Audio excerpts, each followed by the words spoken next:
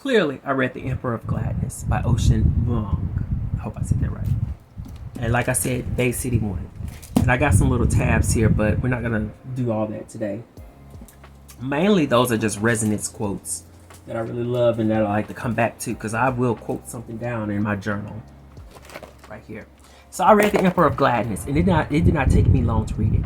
This book was a book that I initially purchased when I was going to go to Orlando a week later. It's going to be my vacation read, and then it just so happens that I finished it in like 4 or 5 days because I couldn't put it down, and I'm going to tell you why.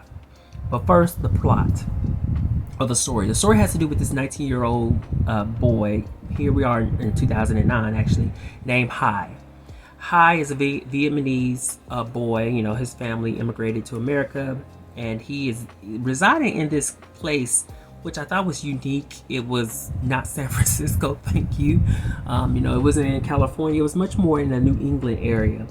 But he is a kid just right on the precipice of adulthood, and even the book itself mentioned a quote, like I think it said something to the effect of the midnight of childhood. So he's going into 20, and he is in this position where not only is he addicted to pills, he has a drug problem, but he for himself anyway, he is a failed college student. He had these desires to go to college. It didn't work out. His addiction got into the way, and then this is troubling to his mother, because his mother has a lot of, as many Asian families, has a lot of she's not a tiger mom, but she has a lot of implanted hopes and desires for him and his future, given the fact that she kind of works a regular menial job, I think like in a textile place, but he is her only son. And because he doesn't feel, or he's ashamed, he doesn't feel like he lived up to her expectations, here at the tender age of 19, which was troubling for us all. One night he decides that he's going to jump off a bridge and just end it. But before he does that, he sees this lady who has a cabin, or not a cabin, but a house, sort of like on near the water at the bottom of the bridge. And she is hollering for him, like, hey, come on down, can you help me do A, B, C, D, E, F, G? And that's when he comes down, because that's kind of what it is inside of him to want to do, which we learn as we read the book, which is to be of service and help others. And that is where he meets this elderly Lithuanian woman named Grazina. And Grazina is struggling because she can't get kind of like help in terms of like a nurse, someone to assist her with her medications, assist her with traveling and grocery shopping, those sort of things, because being elderly and having to do those things is tough in itself. But she's slowly being wiped away by dementia. But there's just enough of her at the beginning of the book to where she and Hai form a relationship, a bond. And because Hai know for certain that he didn't kill himself, and he can't go back home to his mom, after you read the book you'll see why, he decides to room with her and be of assistance to her. But more money is needed, and that's where he taps the shoulder of his cousin named Sonny's shoulder to get him a job at this fast food joint. And I initially thought that the fast food portion of the story of Hai's story in The Emperor of Gladness was going to be like a little stint in the overall arc of the book, but it turns out that is a very core primary piece of the book, because what Hai comes into contact with is a host of different employee characters, and maybe a few recurring customers within the story, who carries the book with him, because they each all have their different needs and wants, and all their different foibles and idiosyncrasies, and their different things, in some sense addictions as well, but the different things that seem to hold them back. And what you learn in this book is, between Hai's presence within the restaurant as well as that with Grazina at her home, Hai becomes this intermixed force that does a great job of seeing each of these characters for their desires, their wants, and their faults, but also is a facilitating character in helping them, sort of reach their particular desires and wants. The problem for him is that, he still has to figure his own stuff out. His own stuff is still holding him back, and he still has to figure out how he's going to tell his mother the truth about a very big lie that he told her, which has kept them separated throughout the entirety of the book as he goes on these other high-flying fantastic adventures elsewhere.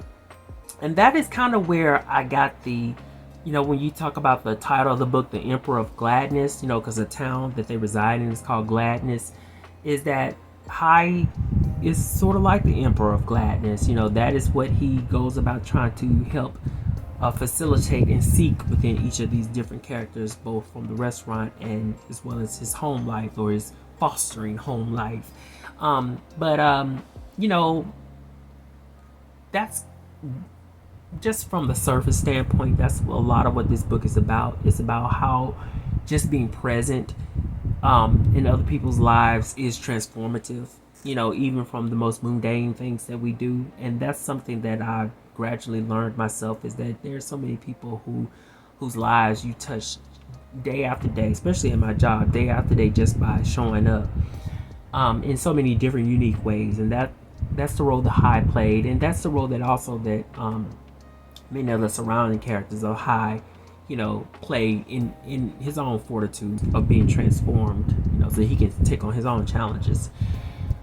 So with that out of the way, one of the things that is so abundantly clear is that this book was very hard to put down, because this author has the range of immersive storytelling that is, I've only read maybe about 2 or 3 authors that can do it like this, like that can do it that as slickly and smoothly as this, where you're so immersed in the story.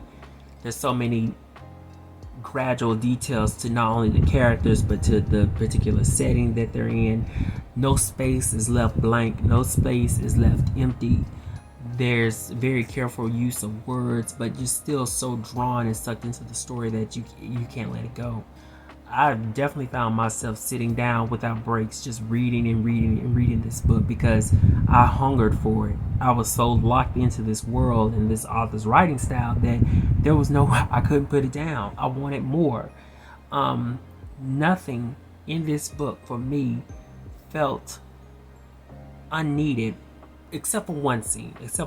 That's when High was sexually pleasuring somebody. I really didn't too much care for that, because it was too stereotypical of some things that I've come to wonder about when it comes to writing, queer Asian characters within books. Something that I really don't care for. The subservient role, I guess you can say, when it comes to intimacy. But not that that's directly what's there, but it's just something for myself personally, like right back here, that kind of like made me flinch or cringe. But it didn't take away anything else from the book. But like I'm saying, like mostly immersively, like this story is just like, this is dead on. You don't miss anything because you're so well wrapped into the story, and you want to know more about these characters, even their weird stuff, like the manager of the restaurant who wants to be a wrestler and a rapper, something like that. But you're wrapped into her story with High. You're wrapped into the character of Russia, who works the drive-through and who has a sister who's suffering from addiction. You're wrapped into all of that stuff, and you just want to you want the best to come out of each of these characters, however they're being touched by the character of High. So The Emperor of Gladness was great. And I can just tell you right now, okay, I went back after my vacation. I don't know why I keep doing vacation like this, because I think a vacation is much more than, a couple amount of days.